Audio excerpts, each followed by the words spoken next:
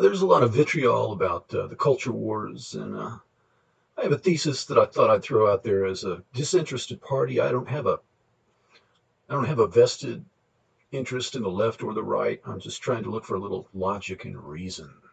You know, I think logic and reason is what has gotten us this far. All these little toys, all the pretty pictures and pretty sounds, and our peaceful and prosperous culture we have this country.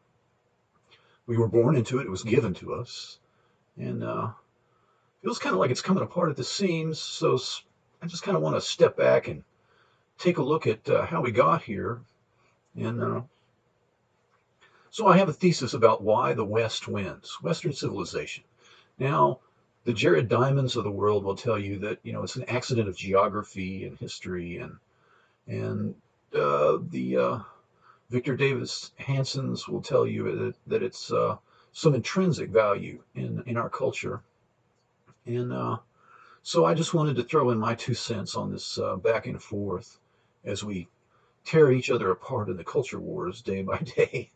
Uh, why does the West win? I mean, if you look at it, look at the entire world and the various civilizations. You have Western civilization, you have Russian Orthodox civilization, which used to be Greek Hellenistic.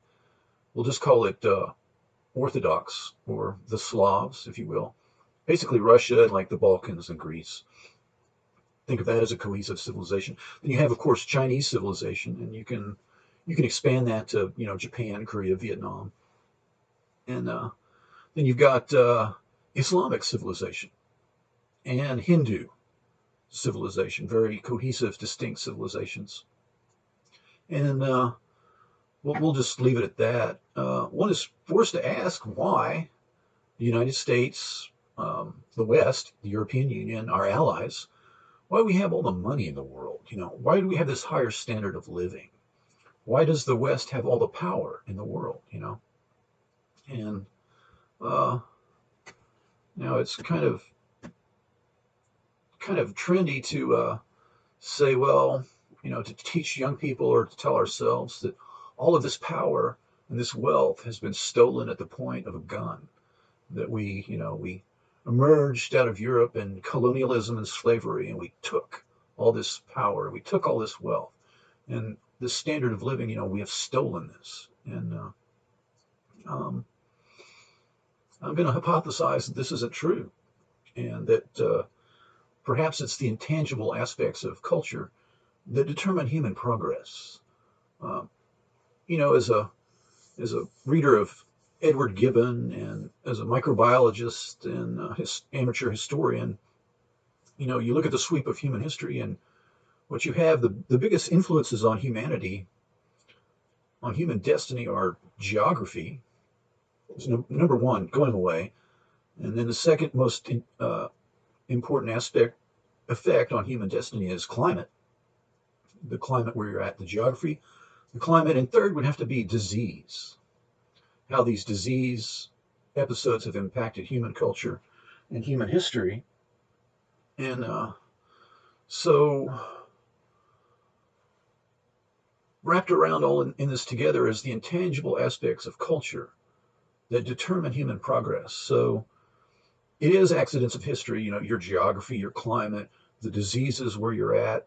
Uh, the United States is one of the few advanced economies where we have weather like this, massive hurricanes and tornadoes and, this kind of climate, chaotic nature of storms.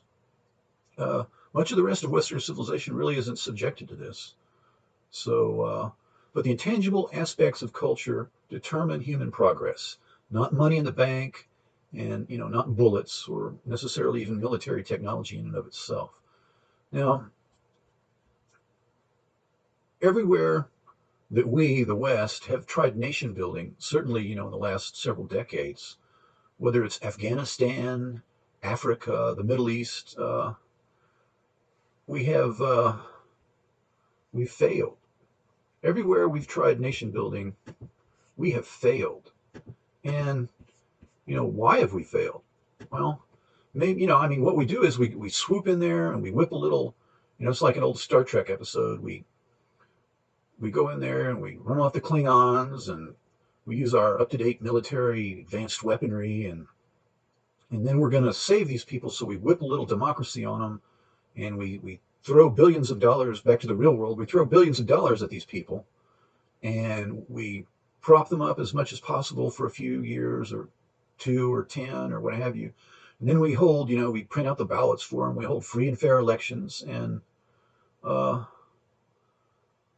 everywhere we go, we do this, and we fail, almost without exception.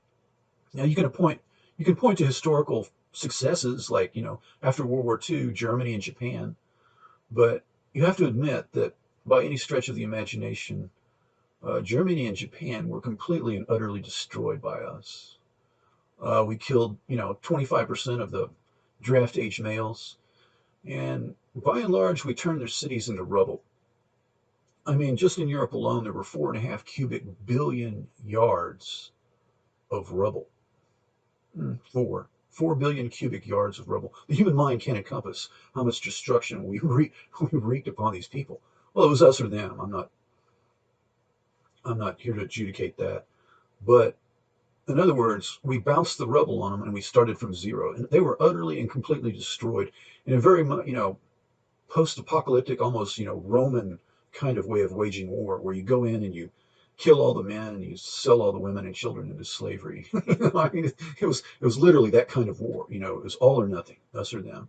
And so that may have part of the equation built into it. This utter, complete, traditional, as in classical warfare model, where you just destroy their cities and kill everybody who tries to resist, militarily. So here in the modern era, we go in, we apply billions and billions of dollars. We build them some roads, some schools, some hospitals. We print out the ballots for them. We whip a little democracy on them. We whip a little technology on them. And every single time, democracy, as well as peace and prosperity that comes with it, has utterly failed to take hold. And I think the answer to our failure lies in the nature of our own culture, of how it's evolved, what Western civilization really is, and how it came about. We're trying to, transplant. We're trying to turn Afghanistan, for instance, into Switzerland. So they'll love us and they'll leave us alone, for the most part. Well, why is this crashing so utterly and completely? I mean, look at Sudan. We went in there and we spent billions and billions of dollars, and we fought for them in the UN, and we practically at the point of the gun, we got them their independence, and we had elections for them, and we turned it over to them like a brand new shiny bicycle. And fast forward 2 or 3 years, and it's a smoking ruin. It's to say it's a disaster is really, really quite an understatement. I mean, you really have to have a real talent for understatement to call Sudan what happened with our nation building, democracy, peace and prosperity, free and fair elections. Utterly, utterly catastrophic failure. So, what is it about our culture, our civilization, Western civilization, that made democracy and this peace and prosperity and all this happiness and wealth creation? What made this? How did this come about? Maybe if we backtrack, we can put our finger on why we're failing. What are we doing wrong? So democracy evolved naturally 2,500 years ago. It's hard to imagine it was that far back. It's been around that long. But these republics, they do not last. Okay, they become oligarchies. They become empires. They republics. Democracy doesn't really last. Um, it can, but it goes through these back and forth. Democracy, oligarchy, tyranny, oligarchy, democracy. It's like a pinball. If you read the Greeks and study the Greek experience. So democracy was perfected in Athens, Greece, 2,500 years ago. It reached its pinnacle, certainly in Athens, Greece. And if you look at the explosion of human creativity, the wealth and the military prowess, let's be honest. I mean, Athens and their allies defeating, Xerxes, and the world's greatest superpower was the Persian Empire. So this is Xerxes, and later his son, they come, with an army of 500,000 men, and the smoke from their campfires blots out the sun. And, no one had ever raised military power like this before, and yet they're defeated by these pipsqueak little upstart city states. So, I mean, to say that they had military prowess, that they punched above their weight, was something of an understatement.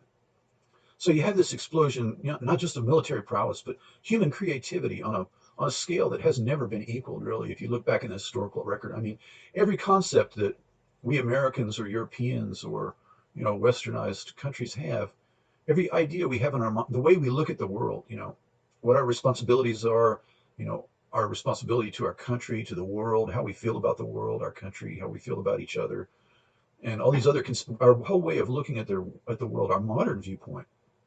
All this began back, in Greece. And what you have is the invention out of whole cloth, the invention of science, the invention of mathematics, the invention of theater. Our movies are just an extension of what was created, 2,500 years ago, was perfected in Athens. And, it's like, if you're a paleontologist and you're coming along in the historical fossil record, and all of a sudden you see this huge explosion of life. It's like the Precambrian explosion of, I don't know, 220 million years ago, or sorry, I'm gonna have to Google that one. But all of a sudden there's just this myriad new explosion of life forms that appear in the fossil record as if out of nowhere. And this is what you see in Greek democracy, particularly Athenian democracy, is this explosion of human genius that, you know, I mean, if you're forced to look at it closely and explain it in a single world, on a bumper sticker, you would just have to say democracy. You know, how did democracy and capitalism lead to the creation of wealth and private property rights? And you can't separate these. I mean, if you're looking at the Greek experience, these people are very much, trade and business oriented people. These people are on the make, man. You know what I mean? I mean, these people are out to make it. There's no question. These people are out to make good, to rise in the station. Now, democracy in Greek, Athenian democracy, there's three or four classes, basically four, I guess. And, everybody's trying to move up the food chain. And they can. But capitalism, you have this explosion of wealth. Well, you don't have to put everything in a cart, and just like in China, drag your carts and your oxen, across a desert and make it to Central Asia and then make it to Turkey, and trade your goods. In Greece, in Athens, you just have to put your goods on a ship and you can go to anywhere of, probably several hundred different places and trade with eventually standardized weights and measures. So, a real wheeler dealer with, some moxie and some language skills, and these people are getting rich, okay, on trade. And it was seaborne trade. They're perfectly, the geography is perfect for loading up these ships and going, a myriad of different places and all kinds of goods and services. So capitalism and democracy are intricately intertwined, um, almost inseparable. Now, so you got this unique geography of the Mediterranean made long distance trade by sea possible, and it created great wealth for Athens. And Athenian democracy, you have a shared sense of sharing the responsibility and sharing the wealth up to a point. You know, uh, in Athenian democracy, you have either diffusing power and responsibility through the population. Uh, you got 6,000 people sitting there who are debating and voting on things. So they're not proposing the laws themselves, but these are read to them, and they keep a short, concise, speeches, and they stand up and they take their turns. And there's influencers, early adopters, influencers, people who have certain views.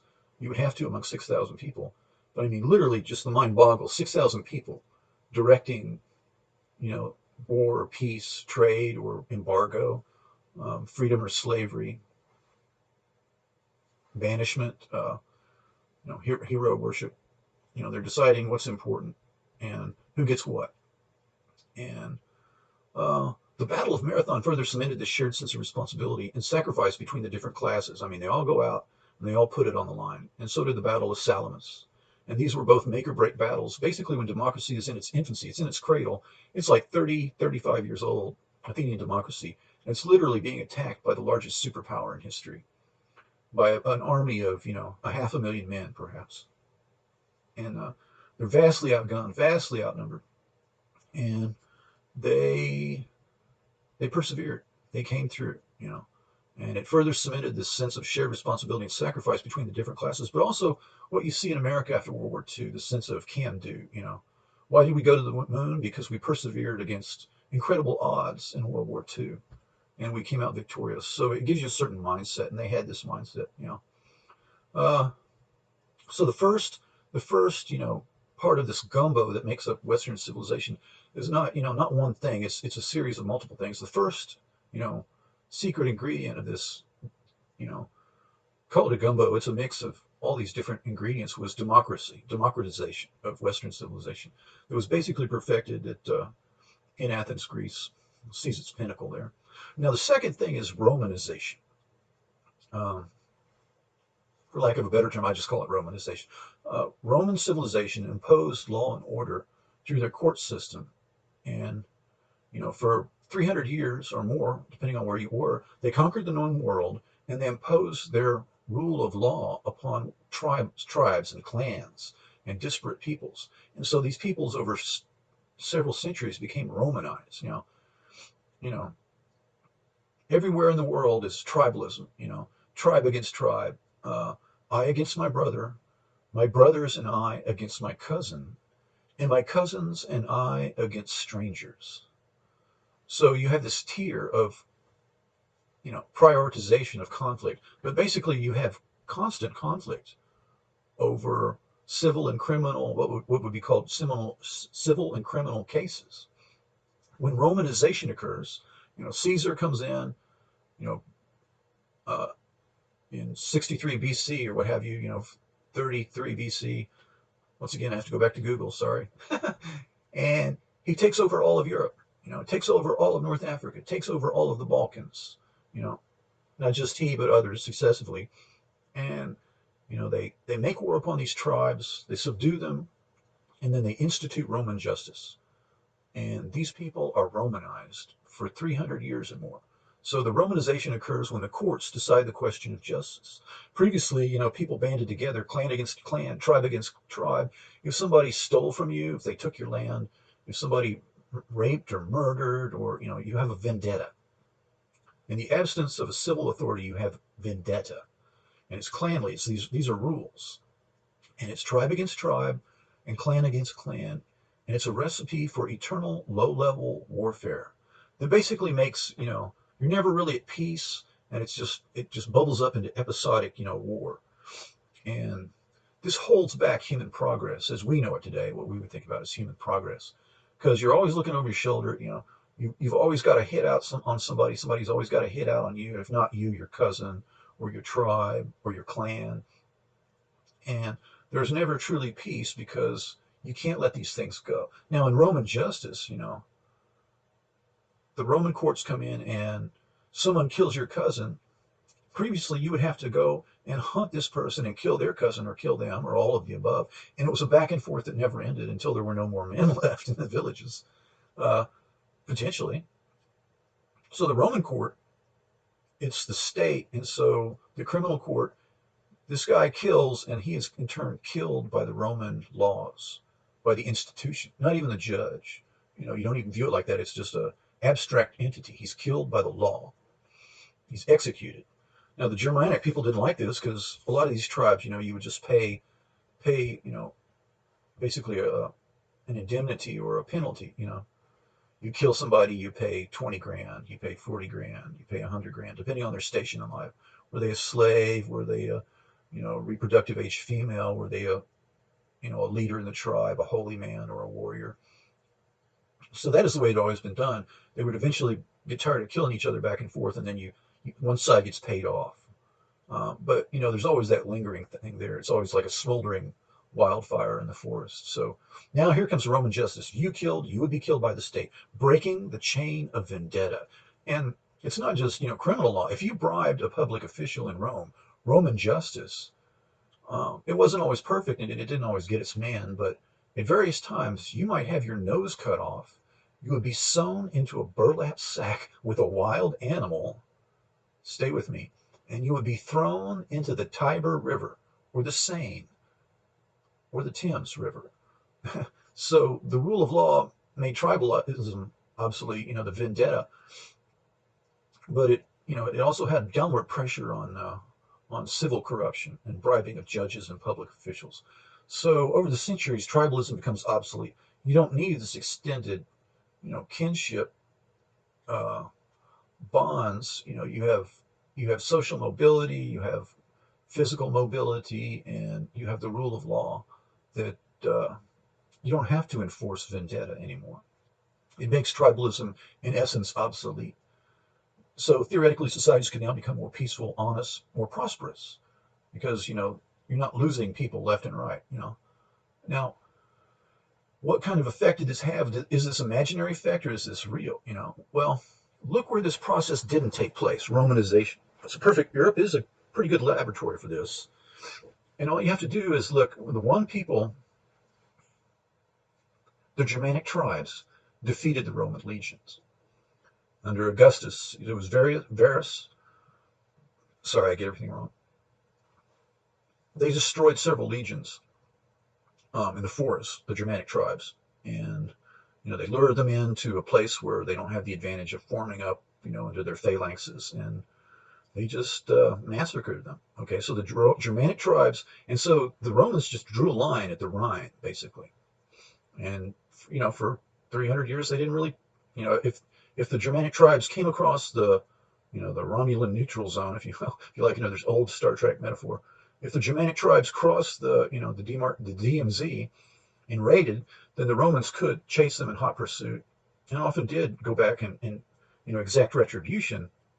But basically, they just drew a line at the Rhine River and said, "This is as far as Roman justice, Roman rule goes." After the defeat of Varus and his legions under Augustus.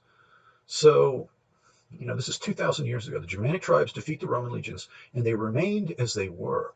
The Germanic tribes remained divided along tribal lines and, savage, if you will, as they had always been, same as the Scots, the Highland Scots.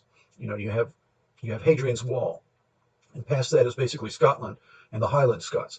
And they were viewed even, in the 19th century, early 19th, in the 18th and 19th century, okay, in the 1700s, the 18th century, they were viewed still as savages. Okay, that's the Highland Scots.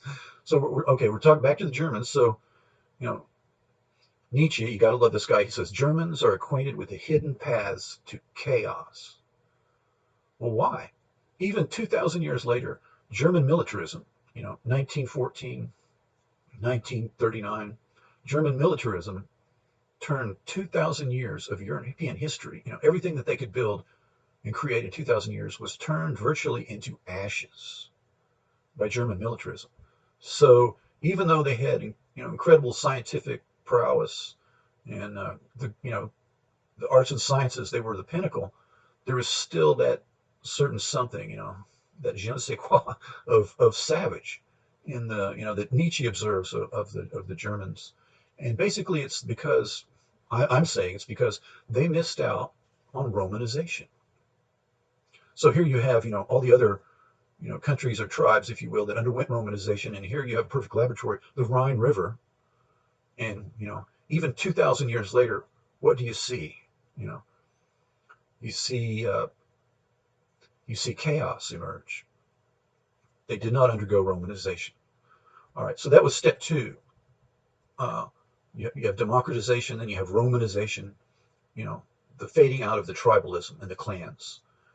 And the third great evolutionary step was Christianization.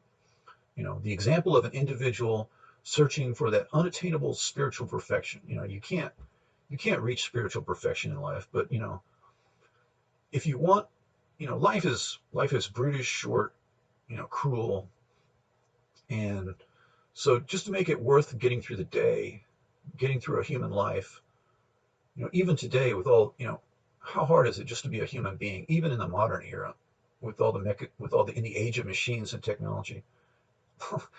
Why is it so hard to be a human being? It is. Even a person who has great wealth, it's not that they don't have problems; they just have different problems. Let's face it; it is a difficult thing to be a human being. It's just part of being human is to struggle. In the sacrifice, you have this example of this individual human being searching for unattainable spiritual perfection and perhaps finding it. Certainly it was a near miss. Okay, so you have this sacrifice necessary to make the pain of life on earth have a greater meaning, a meaning that is, embodied in Christianity, really unique and priceless to humanity. I mean, at the risk of cliche, what would Jesus do? It could still be heard. That was 2,000 years ago. So there's something, you can reject religion as negative and exploitive, and you can reject Christianity as, having committed crimes. And all right. And the whole scope, we're taking a step back and we're looking at the greater sweep of human history.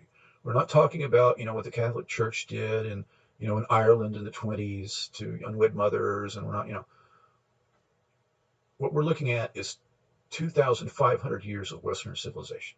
Okay. So you're going to have speed bumps and potholes along the way. I'm not belittling, the crimes against humanity, the human suffering that has gone before. And I'm not trying to whitewash the Catholic Church. I am saying that this example of a human being, suffering and attempting the individual search for unattainable spiritual perfection, is an example for all human beings, to make that journey and to make that sacrifice necessary to search for meaning, to make the pain of life on earth have greater meaning, just so you have a reason to get through the day. I mean, as difficult as human life is on this earth, even today, we need to have greater meaning in our lives just to make it worthwhile to go through all the crud and muck we have to do, the jobs we hate, the people who step on your toes in life, the injustices, the catastrophic accidents, diseases. I mean, everybody knows somebody that's got some terrible disease or accidents, or it's just not fair. And so why would you even put up with it? As Shakespeare might have said, if you didn't have a vocabulary and eloquence, why would you even go through this? If you don't have something that's driving you, a search for greater meaning and a real attempt at spiritual perfection or certainly growth in meaning. So what would Jesus do can still be heard today. It's still relevant 2,000 years ago. Now, you look at the Bible, many of these stories in the Bible these stories are raw. A lot of these stories are violent. A lot of these stories are shocking. It starts out, Cain slew Abel. You have the best person in the world, Abel, God's chosen, murdered, not just by anybody, by his freaking brother, because, he was jealous and envious of, of how far this person had come as a spiritual and intellectual entity. His own brother, he murders because he's jealous and envious. And if that's not, if the worst man in the world can murder the best man in the world and basically get away with it, his own brother. I mean, if that's your opening line in this play, wow. So I mean, why have these stories endured? Why are they still here? Wouldn't they have been thrown away? I mean, you start out with that. That's your first opening act. Why have they been cleaned up? Well, Cain's beat Abel, but he didn't really. Why have they, made him? Why haven't they made him, politically milder and more acceptable, or just been forgotten altogether? The Bible doesn't shy away from the horror that's possible in human beings, as well as the sublime majesty. And the truth hurts, but the truth can set you free. So it doesn't shy away from the truth. That honesty there is what has come through. Two millennia, 2,000 years. It just boggles the mind. Can you think of any other books that have lasted 2,000 years? Not very many. The Catholic Church, for all its imperfections, let's just run through this part, has endured 2 millennia. They've saved Western civilization numerous times from destruction by the East. And as Confucius said, better to have a diamond with a flaw than to have a pebble without a flaw. Or Voltaire, don't let the perfect be the enemy of the good. If you got something good, and even though it's not perfect, maybe you should think about hanging on to it.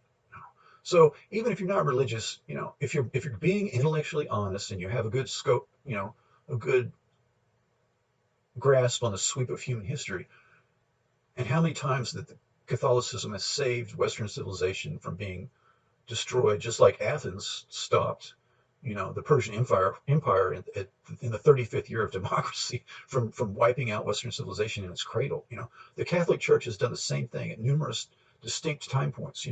Where the Catholic Church has rallied Western civilization, formed an army, and in a make or break battle has defeated the powers of the East and kept Western civilization from being subsumed and overwhelmed by Eastern powers, just as it was at the Battle of Marathon and the Battle of Salamis. And it's not just that they've saved our bacon, but they've helped individuals, Christianity, seek greater meaning, to seek the impossible, spiritual perfection in this transitory, at best, very difficult existence we all share.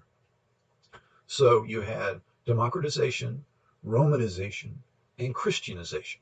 Now, and you've seen what happened in Germany when you were missing part of the secret sauce there, the Romanization. You have really epic failure of civilization. 2,000 years of human blood, sweat, and toil turned into ashes. In two episodic events that are basically the same war. Okay, step number 4 is the Renaissance. So this is my hypothesis. Step 4 is the Renaissance, which was, the Renaissance is the beginning of the great questioning of everything. The Renaissance is the rediscovery and the reapplication of the scientific method, logic, reason, getting away from dogma and questioning everything, even the most sacredly held beliefs and ideals, questioning them rigorously. That the universities began as places where you take the Bible and you take it apart, piece by piece, and you examine it and you peel it back the layers like an onion, and you use logic and reason and scientific method and philosophy and rhetoric, and you go through this and you search for the hidden gems. And this led to even greater explorations of different subjects outside of theology. So the scientific method, the logic and reason rigorously brought us to basically where we are today in 500 years. People back then, say in 1400 in Italy, if you'd showed them, where we are today, if you had a little, 3-minute commercial on all our progress, and you showed it to even dreamers and the philosophers, they could scarcely have imagined the progress we've made in their wildest dreams. The progress in the arts and sciences, it has transformed, what began in the Renaissance in the arts and sciences, the scientific method has transformed everything everywhere forever. And it wasn't, it was only possible when people began to question every sacred dogma, every sacred idea that had always been taken for granted, to gore every sacred ox until the truth was brought to light, and it's a process. You could say, well, it began with Copernicus and Galileo. The West answered the universal eternal questions: the shape, the nature of the world, the planet Earth, the size and shape of this universe, where we are in the universe, and the origin and the nature of man. I mean, you can think of, epitomized this search and this discovery that began with, Copernicus and Galileo, epitomized by the photo of the full Earth entitled The Big Blue Marble, taken by Apollo 17 in 1972. It shows the whole Earth. It was the first image ever, and when human beings saw it, it was beamed around the world of what the Earth really looks like, from a couple of 100,000 miles away. Just the full Earth, the big blue marble. It was a sea change in human consciousness. And to put things in further perspective, this photo was followed by the depiction of the spiral galaxy of the Milky Way, our galaxy, and you see this vast collection of myriad stars in a spiral nebula, in a spiral galaxy, and an arrow pointing to a little minuscule Earth near the far edge with a little caption, sardonically, you are here. It puts Earth in perspective of this galaxy, and this galaxy in a myriad constellation of countless other galaxies. So even now, the Renaissance has led to where we are peering back into that nuclear moment of creation itself. And what would Copernicus have imagined his work leading to ultimately, where we're taking technology and we're looking back at that very moment, of let there be light, the Big Bang, the creation of everything. I mean, we're so jaded by technology today. We've grown so ho-hum that perhaps only Copernicus and Galileo could appreciate just how far we, Western civilization, have come. And if we want to imagine what it has cost, to make this progress, I mean, look at Galileo. He kicked it off, basically Copernicus, Galileo. Uh, he was tortured half to death, and he died under lock and key after he was forced to renounce all of his scientific discoveries and theories, all of his work. So he died thinking it was all for nothing. And that was just the beginning of what it cost. So the Renaissance. So next we have the fifth and final step in our secret sauce, this gumbo of many ingredients. That's the Enlightenment. Uh, this is political growth, intellectual, spiritual growth. Men had gradually become the subjects of kings over the eon, over the millennia, and really they become slaves. And as one river valley conquers another, and these small kingdoms become larger fiefdoms, and then regional hegemonic powers, and begin to bump up against each other. And so kings had arisen because they were necessary historically, to drive to become successful at this contest of river valley against river valley, more or less. And so men had gradually become subjects of these kings, slaves really, and they dreamed of a better world. I mean, basically you're a peasant farmer, and you know 90% plus of the people alive, are scratching a living out of the dirt, and all their surplus goes to feed, this private army of this king, sometimes benign, many times not. And this dreary existence, I mean, men dreamed of a better world beyond this one, dreamed of deliverance basically by death, from the peasant's life of poverty, disease, subjugation, and back and forth war. But also out of this, many, many men dreamed of a different kind of deliverance, in the here and now, in this life, freedom in this life and not in the next. And they wrote about it. These dreamers, these philosophers, these poets, they wrote about this dream of freedom in this life, and occasionally they attempted it. Peasant revolts. Now, these did not turn out well. There was one historical peasant revolt in the center of Europe, basically, in what is now Germany. And, I can't remember, they probably killed 50 or 100,000 peasants. You have the landed gentry and the professional soldiery going up against, people with, scythes and pitchforks, and clubs. And usually didn't turn out so well. Okay, so the peasant revolts would end in great slaughter. I'm Spartacus, I mean, but this dream, you always see it coming around when the time is right. This dream wouldn't die. And so in England, you have these different power centers. You have the king, you have the nobles, you have the merchants, you have the county courts. And so you have the king's courts, you have the merchants' courts, or the county courts rather, you have the nobles' courts. These people are all trying to buy favor with the peasants. So it's a never-ending shifting balance of power, where the king is trying to stay on top. Basically, his cousins are the nobles, and they're trying to subvert him. And they're delivering justice. So if you don't like what the king's court ruling gave, you go over to the nobles, to his cousins, the Duke of dumbass, and you get a ruling from there, or you go to the county courts, and you get a civil, ruling, or a criminal court ruling. You're seeking justice. If you don't like the justice you got over here, you can shop around and get justice over here. So since you have these dueling courts in England, basically they're trying to buy your favor. They're trying to curry favor. So they're giving you a little more justice, a little more rights over time. They're kind of grudgingly, they don't want to give you justice necessarily. They don't want to give you more rights, more to the point. But since they're in competition with these other, courts to stay on top, they have to deliver a little bit more bacon than the next guy.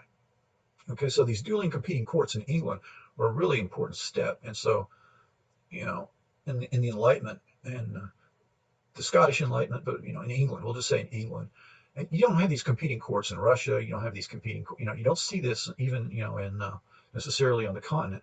So that's why, that the English-speaking world has done so well, perhaps, because you have so much more natural rights evolving early in England because of this competition. Okay, so you have natural rights of man become even more and more natural rights of man, codified and protected under common law. All right, so eventually, the crops fail, the king has taxed the starving poor, the peasants revolt, and, Parliament, they depose the king and institute a parliament, or there's some, negotiation, and even at times, they slaughtered the entire aristocracy virtually. So you have these episodic events, kind of like breakouts and abortive breakouts. And suddenly, what you have is power is divorced from a living, breathing man, away from a king, and that power is placed in an abstract institution. The legislature, the legislative branch, the parliament, the courts, the executive branch, someone acting as a standing quasi-king, uh, uh, so the Enlightenment placed the individual at the center of political life and demanded that the natural born rights of man be codified and defended forever from those who might usurp these rights. And it's a bloody back and forth battle, and it's one that's probably, it's never entirely won, and it probably won't ever be entirely won. But the precedent is set. In the place of the king, you've got parliament, but you've also got, the executive. You have an executive authority, Cromwell, who is definitely not a king, and then you have the courts, and so you have, power is abstracted from the man, and it's devolved into these different, the parliament, into the courts, and into the executive. So, you know, this is never going to. This is probably a battle for intellectual and spiritual freedom, embodied in the Enlightenment. It's probably a battle that's never going to be over. It's probably a battle that's never going to be won, entirely. I mean, even today, how long have we been trying to prop up democracies? Or, you know, uh, probably 80%, 85% of the world is governed by, thugs and thieves. I mean, just to put it bluntly. They may have sham elections, but, these people are, they're mafias, they're thugs, they're rip-off artists, they're con men. That's well over 3/4 of the earth is still, you know. And so why do we have all this stuff? Why do we have all this power? Well, we've got these advantages.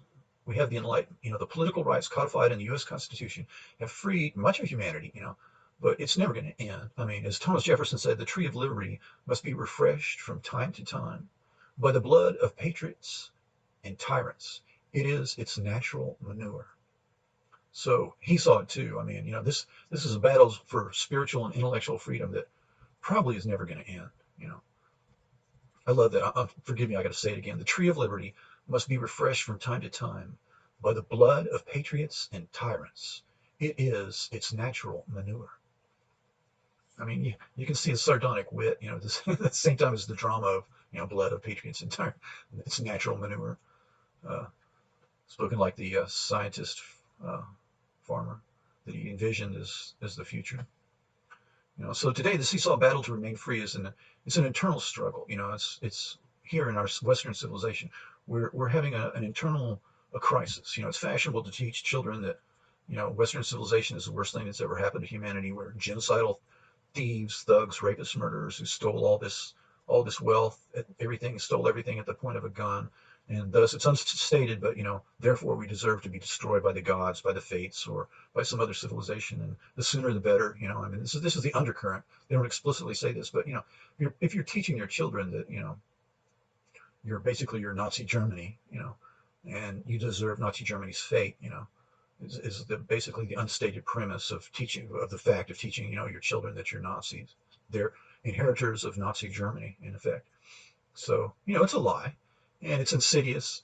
It is insidious and evil to place lies and half-truths into the minds of children for your own pathological-driven political agenda. I mean, these people who are doing this, if you scratch the surface, if you could dive into these people's heads, do the impossible and see into their souls, into their minds, you would see that really these people have this is an innate.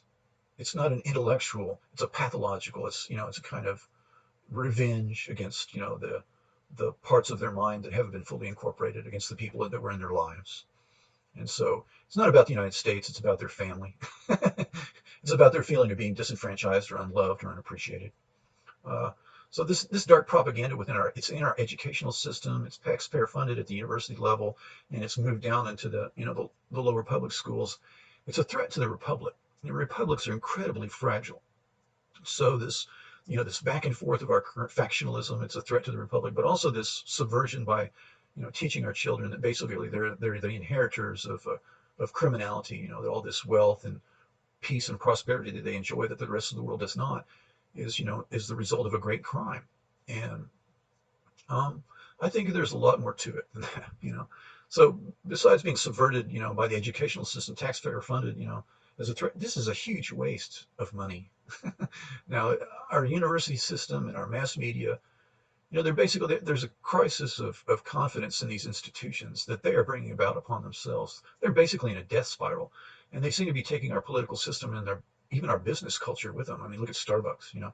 But the end of this, death spiral, is yet to be decided. So, uh, nothing is entirely written. Uh, but my hypothesis basically is the West is no more evil than any of these other major civilizations. And we haven't done anything that these other civilizations haven't done or worse. And in view of our unparalleled contributions to humanity, the progress that Western civilization has brought for humanity, the West is a model citizen of the planet. We end slavery, we stop genocides, we double human lifespans, we wipe out poverty, we bring the arts and sciences to the world. We've brought the fruits of the Enlightenment. We've brought the fruits of the Renaissance, of Christianity, Romanization, and democratization to the world, such as they can absorb these, and benefit from them. So, I mean, our worldview is now the default worldview. If you see a young person dressed in jeans listening to rap music on their phone, I mean, really, until they turn around and you get a look at them, this teenager or whatever, you could be virtually anywhere in the world, just about, without question. And Western pop culture is seen as toxic by these other civilizations. They might be right, but you can't reduce Western civilization cannot be reduced to just consumerism and pop culture of the last 40 or 50 years. It's so much more than that. Not while we have the Baroque masterpieces, not while we have not while we've made it possible for scientific agriculture. Without our scientific advances in agriculture, instead of 8 billion people or 7 billion people, we basically have about 2 billion maybe. And without our medicines, probably less than that. And without our inventions, there would be the world would be sitting in basically mud huts or thatched huts. Living an agrarian existence that was nasty, brutal, short. So we've transformed the world, not just the quantity of life, 8 billion instead of 2 billion, and not just the quality, we live to 80 now instead of 40 or 35. But the sheer enjoyment and the sweetness of life, we've brought this to all these people. And so we should realize and acknowledge and honor that. We're more than just pop culture. We're more than just consumerism. You can't reduce us to that. Not while we guard the peace of the world. We protect the weak. A lot of these small nations wouldn't exist if we weren't there enforcing the peace of the world. And we've brought deeper meaning to human existence. Through the arts and sciences. Uh, the U.S., like Constantinople, we're going to remain a beacon for all the dreamers of the world and all the oppressed people of the world. We will endure because, regardless of this, crisis of confidence in the West, America is distinctly different. We haven't thrown down entirely, we're holding very close to democratization, freedom of speech, where other parts of the Western civilization seems to be failing. We're holding very close to the things that got us here, Romanization, the rule of law. We understand very clearly how important the rule of law is, and we're not going to give it up easily. Christianity, Christianization. You could say that this is undermining us and that religion is the problem. Well, uh, I don't see Christians running around, killing civilians. Uh, and Jesus, whatever you want to say about Jesus, Jesus was not a warlord. What would Jesus do? Well, Jesus didn't lead any armies into battle. Okay. So let's get it straight. All civilizations are not the same. All religions are not the same. You can say what you want about Christianity over the years, but on the whole, in the whole sweep of, human history, the last 2,500 years, it's a positive. And it's just, without it, we would not be here. So we endure in the West, because the Renaissance, as long as we hold to truth and logic and reason, we will endure, because we understand history. We know who we are, we know how far we've come, we know what we've given to the world. In every far-flung corner of the world, spiritual and intellectual freedom, there are people who cherish these things. And we will continue to fight for these concepts and these rights that are so well enumerated, so perfectly enumerated in the Constitution. We will continue to struggle of this war that never ends, for the Enlightenment and for everything we've gained, such that our children and their children, they too will have their moment in the sun, just like we have. So we believe in these things, and we're still willing to fight and die for these things. So don't worry, the present seems pretty chaotic, and it can be pretty hard to get through the day. So keep the faith, brothers and sisters. Keep your powder dry, by all means, and don't watch too much TV, okay? Trust me on this. And, well, God bless all here. Thank you. Again, this is Marshall Gregory Thomas, and I hope you've enjoyed listening. I'm really glad.